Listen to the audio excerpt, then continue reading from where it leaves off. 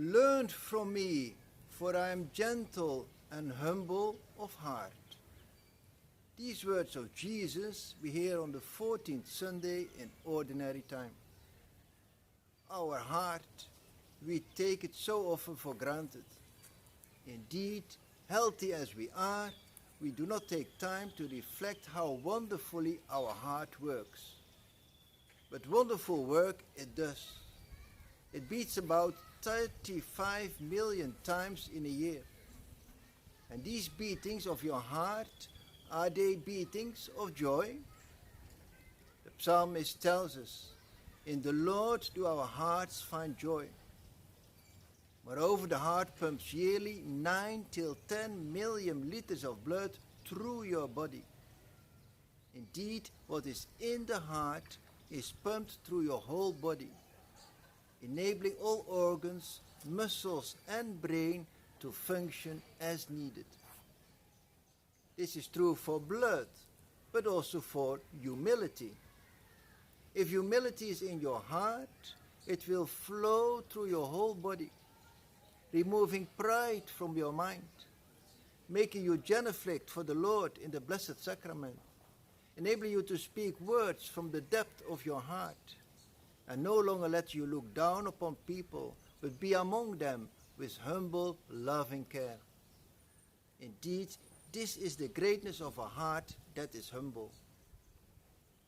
But then the heart of my classmate deteriorated. And what was worse, he lost trust in his heart. A heart deteriorates if it is no longer filled with what is meant for it. With what are you filling your heart? Is it jealousy or anger or lust or complaints? In spirituality, complaints are a sign of sickness of the spiritual life. Jealousy and anger too can devastate your life, making you equally losing trust in man and God, simply because it weakens your prayer life. Away from God, the heart is finished. And so it was for the heart of my classmate. His heart was finished. Now we should not be too quick to conclude that all who suffer heart issues did fill the heart with wrong things. Remember the man born blind. The disciples asked Jesus, who sinned, his parents or the man himself? And Jesus answered, neither his parents nor the man himself. He was born blind so that glory could be given to God. This turns things around. But despite this, be careful with what you fill your heart, keeping in mind that the sentiments of your heart are expressed in your face and beyond. With a finished heart, the only way forward for my classmate was to wait for a donor heart. Indeed, while fully alive, you can register yourself as a donor of your organs when you finally die yourself.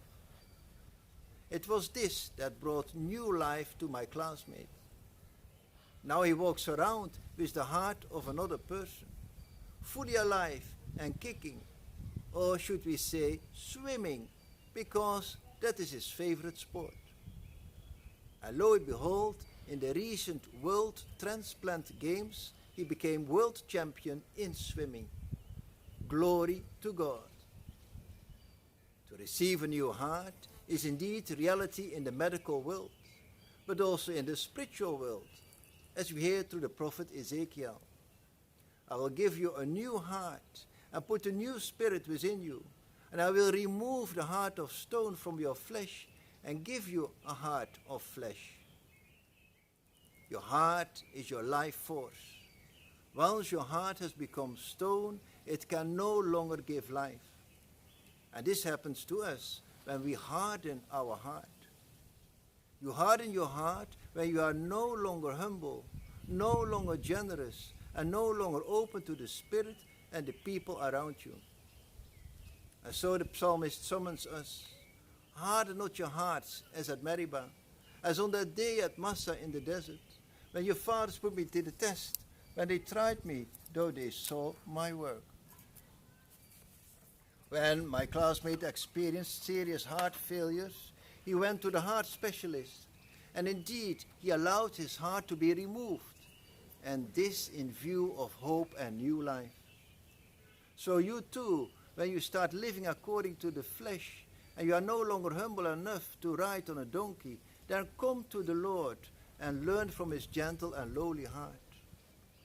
You might not go through the following experience of St. Catherine of Siena, when the Lord came to her and said, "Dearest daughter, as I took your heart away from you the other day, now you see I'm giving you mine, so that you can go on living with it forever." Nevertheless, the Lord has his own ways of renewing your heart. And as the Lord was generous enough to give his heart to St. Catherine of Siena, why should not you donate your heart when you die? My classmate is still alive thanks to the donor, and even more so, with the donor's heart, he has done greater things than ever before.